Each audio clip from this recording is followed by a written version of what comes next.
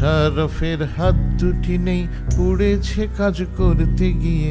মোশাররফের 100টা হাত বানিয়ে নিচ্ছে ইচ্ছে দিয়ে। মোশাররফের হাত দুটি নেই, পুড়েছে কাজ করতে গিয়ে। মোশাররফের 100টা হাত বানিয়ে নিচ্ছে ইচ্ছে দিয়ে। সারাই করতে গিয়েই গেল হাত দুখানি মোশাররফের। কাজের তাগিদ থেকেই হাতের কাজেই ফিরল ছেলেটি ফের। সারাই করতে গিয়েই গেল হাত দুখানি মোশাররফের। কাজের তাগিদ থেকেই হাতের কাজেই ফিরল ছেলেটি ফের। মোশাররফ হোসেন আমার বাংলাদেশের জ্যান্ত প্রাণ। তরুণ প্রকৌশলীর কাছে শিক্ষা নিচ্ছে আমার গান।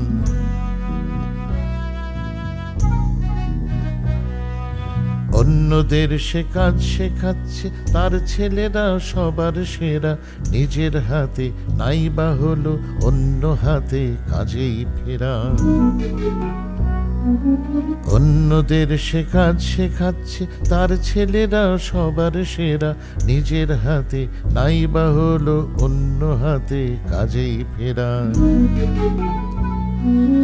আমরা দুজন দুই ধরনের মিস্ত্রি তো নয় তো কি। তুমি সারাও যন্ত্রদস্ত, আমি যন্ত্রের গান লিখি। আমরা দুজন দুই ধরনের মিস্ত্রি তো নয় তো কি। তুমি সারাও যন্ত্রদস্ত, আমি যন্ত্রের গান লিখি।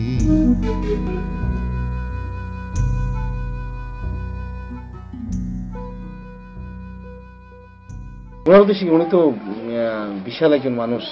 আসলে ওনাকে নিয়ে তো আমি কথা বলাটাও এটা একটা বেয়াদবির মতো।